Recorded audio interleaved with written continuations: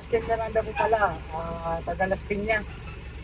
Binabati ko pala si yan, papasama tayo ka Romulo, sinamahan ko dito sa Pasay.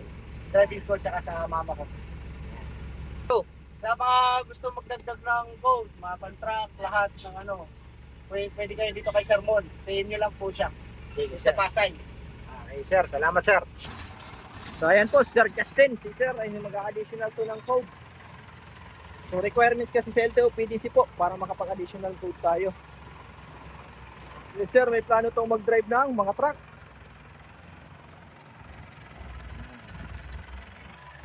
So, yung may mga gusto nga po palang mag-additional code 3 at code 8. Yan, PDC po ang requirements natin sa LTO. Wala pong ibang hahanapin si LTO. So yung may mga bagong code po dyan, double check nyo po yung likod ng lisensya nyo. Bakit? Kasi bago na po yung code ng lisensya natin. So sa bagong code natin, hanggang 3.5 na lang po yung pwede natin i-maneho. Kung dating may 1.2 ka, hindi na uubra yung more than 3.5.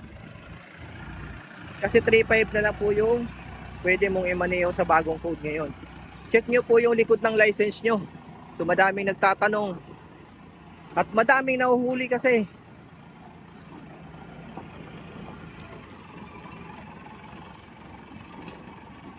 So yung mga may plano dyan, mag-PM lang po. Tsaka importante yung portal mga sir.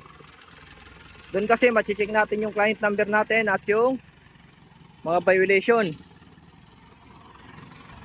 Yun, parking yan si sir. So madami nagtatanong kung non-pro pwede ba daw magpa additional code 3. Hindi po pwedeng mag-add ng code 3 ang non-pro mga sir. Bakit? Kasi dapat po ipapromo muna, tapos mag-aantay ka ng 4 years. 4 years po kasi ang qualification ng code 3.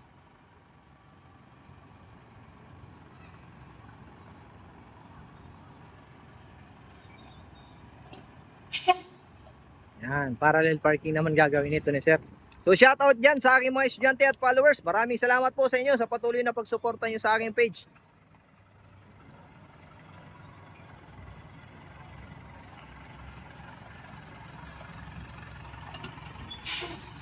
Sagad, sa kaliwa, atras. Follow nyo po yung aking Facebook, YouTube, at TikTok. PDC by Sermon mga sir. Pa-search na lang po.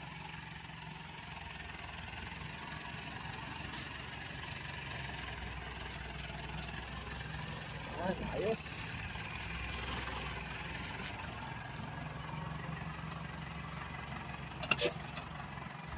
Up, abantay.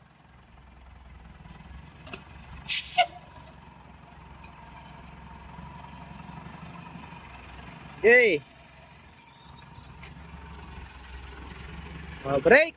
Yan, neutral. Yan si sir. Yan po yung mga gusto mga additional code 3 at code 8 PM lang po. Maraming salamat po and God bless.